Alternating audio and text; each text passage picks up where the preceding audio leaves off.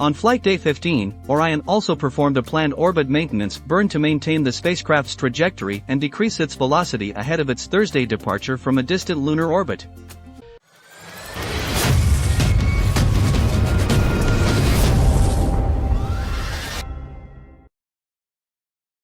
The Artemis I mission management team met today to review the overall status of the flight test and pulled go for Orion to depart from its distant retrograde orbit, where it has been since November 25.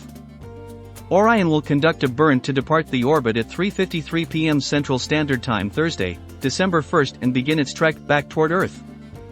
Mike Serafin, Artemis mission manager said, "We are continuing to collect flight test data and buy down risk for crewed flight. We continue to learn how the system is performing, where our margins are, and how to operate and work with the vehicle as an integrated team."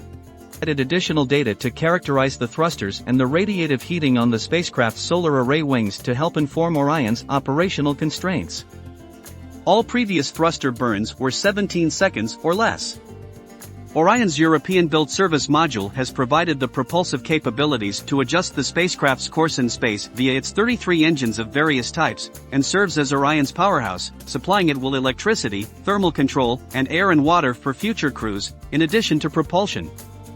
Artemis I is the first time NASA is using a European-built system as a critical element to power an American spacecraft.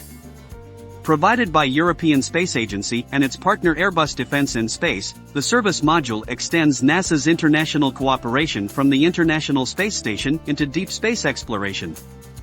NASA is continuing to extend its relationships with its international partners to explore the Moon under Artemis. The agency's Gateway, a multi-purpose outpost in development to orbit the Moon that will provide essential support for long-term lunar exploration, includes contributions from ESA as well as the Canadian Space Agency and the Japan Aerospace Exploration Agency. Agency-wide, NASA has more than 600 active international agreements with organizations and space agencies around the world.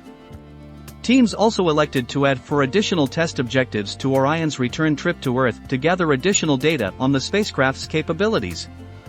2 will evaluate whether opening and closing a valve the pressure control assembly affects a slow leak rate in that system. A 3rd will demonstrate Orion's ability to perform attitude maneuvers at the rate that will be necessary for a test on Artemis II, and the 4th will test its capability to fly in a 3-degree of freedom attitude control mode, as opposed to the 6-degree of freedom mode it typically flies in. Prior to today's orbital maintenance burn, a total of 5,681 pounds of propellant had been used, 203 pounds less than values expected before launch. Some 2,004 pounds of margin is available beyond what is planned for use during the mission, a 94-pound increase above pre-launch expected values.